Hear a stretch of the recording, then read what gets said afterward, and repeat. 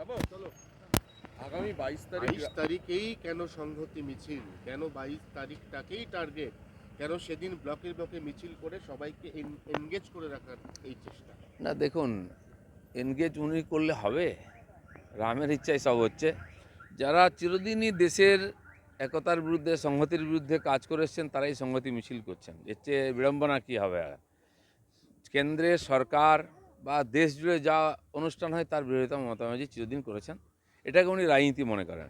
তার জন্য আজকে এমন জায়গায় পৌঁছে গেছেন, তার আলাদা জাতীয় সঙ্গীত চাই, জাতীয় পতাকা চাই, আলাদা হয়তো কোর্টও চাইবেন, এমনকি আলাদা পার্লামেন্ট তৈরি করার কথা একসময় বলেছিলেন।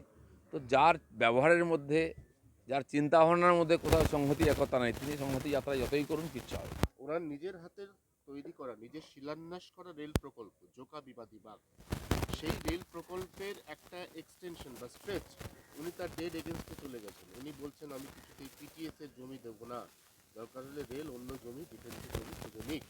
তা উনি কোন জায়গায় জমি দিয়েছেন?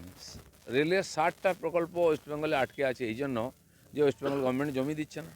আমরা দেখলাম এখানে বারাসাতের কাছে এসে যে হাইওয়ে উত্তরবাংলা আটকে গেল, কেন? ওয়েস্টবেঙ্গল গভর্নমেন্ট জমি দেয়নি, কল্যাণী এক্সপ্রেস হয়ে ঘুরতে হচ্ছে। তো এখানে রাস্তাঘাট করবেও না, করতে দেবে না, রেল লাইন পাততে দেবে না, অথচ গরিব মানুষ নাকি পশ্চিমবাংলায় রেল চাই। এখানে মমতা ব্যানার্জি কখনো উন্নয়ন নিয়ে ভাবেন না, কেবল রাজনীতি নিয়েই ভাবেন।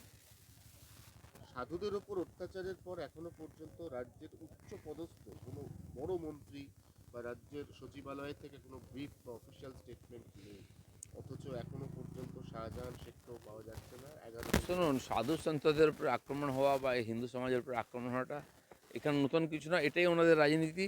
কিছু দুষ্কৃতকারী যারা ভোট করায় তাদেরকে প্রভোগ করা হয় এইসব করার জন্য, তাদেরকে শেল্টার দেওয়া হয়, নাহলে শাহজাহান শেখ ধরা পড়তো।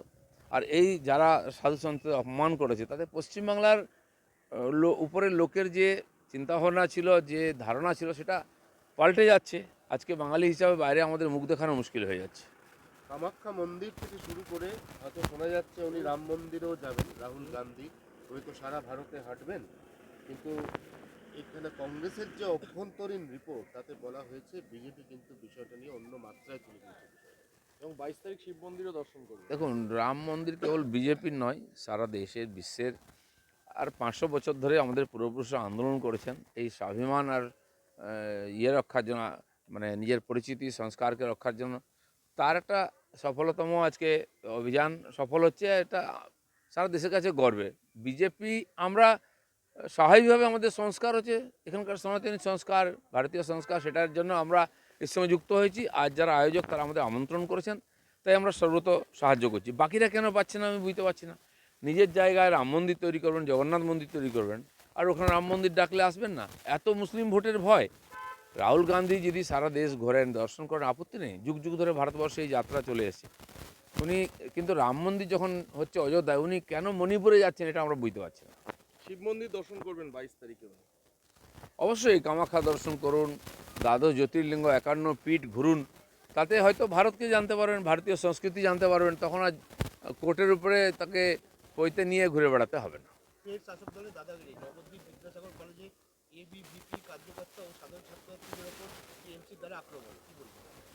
টিএমসি কোথাও বিরোধীদের কোনো প্রোগ্রাম করতে দেবে না, করলে মারপিট করবে, হয় পুলিশ দিয়ে আটকাবে, আর না হলে গায়ের জোরে মারপিট করে বন্ধ করবে। বিজেপি বা আমাদের অন্যান্য সংগঠনের উপরে সব জায়গায় এরকম আক্রমণ হচ্ছে, অত্যাচার হচ্ছে, অথচ বলে বেড়াচ্ছেন নাকি তার নাকি ভয়ঙ্কর গণতন্ত্র মানেন। আদালতের নির্দেশ অনুযায়ী আজ শাহজাহানকে গ্রেপ্তারের নির্দেশ দিয়েছে। আদৌ কি পুলিশ মানবে আদালতের নির্দেশ, নাকি কোনো অশিলায় এড়িয়ে যাবে শাহজাহানের? দেখা যাক, আদালত বলুক না বলুক, এরকম একজন যে অপরাধী, তাকে তো অ্যারেস্ট করা উচিত। বহু লোককে খুন করেছে, বহু অত্যাচার করেছে, লুটপাট, ওখানে একদম মুক্তাঞ্চল তৈরি করেছে। এই ধরনের লোক যদি সমাজে থাকে, সমাজে কোনো শান্তি শৃঙ্খলা আসবে না, আর মানুষ নিশ্চিন্তে ঘোরাফেরাও করতে পারবে না। পুলিশ যদি মানে শাহজাহানকে অ্যারেস্ট না করে তাহলে কি সিবিআই তদন্তের নির্দেশ দেবে? আদালতই বলবে সেটা।